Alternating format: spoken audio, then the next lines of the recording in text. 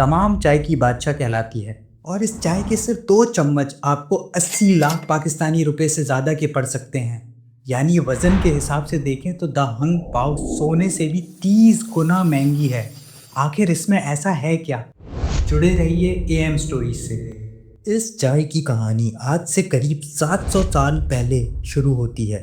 اس زمانے میں بھی چائنا میں سول سروس ایگزام ہوا کرتے تھے، جس میں پوری سلطنت سے ذہین ترین لوگوں کو ملک چلانے کے لیے سلیکٹ کیا جاتا تھا۔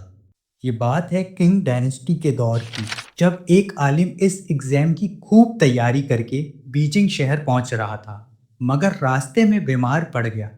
تبھی ایک جانے مانے بدھسٹ پنڈت نے اس کو ٹیکسن ٹیمپل بلایا اور وہاں یووی کے سبز پہاڑوں میں اگنے والی ایک جنگلی پودے سے بنی ہوئی چائے پلائی۔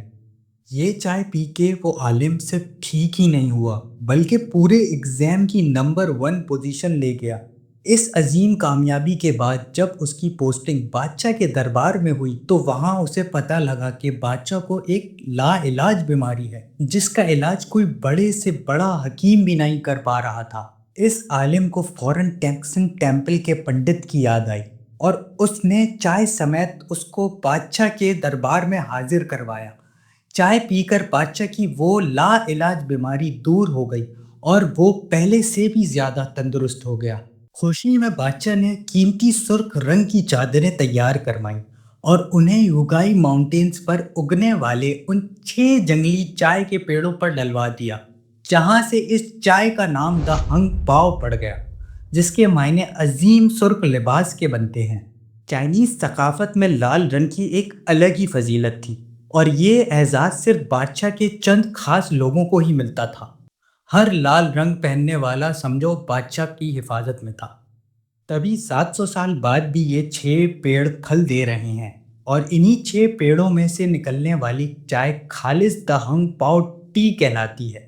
سال میں صرف ایک دفعہ مئی یا جون کے مہینے میں ان پیڑوں کی کاشتکاری ہوتی ہے، اور بادشاہ کی روایت کو برقرار رکھتے ہوئے لمبے لمبے سرخ قالین بچھائے جاتے ہیں، اور ایک بڑا سا تہوار سجایا جاتا ہے جس میں چائنیز چائے کے خدا لویو کے نام پر قربانیاں دی جاتی ہیں، اور اسے خوش کرنے کے لیے خوبصورت عورتیں روایتی رقص کا جادو بکھیرتی ہیں۔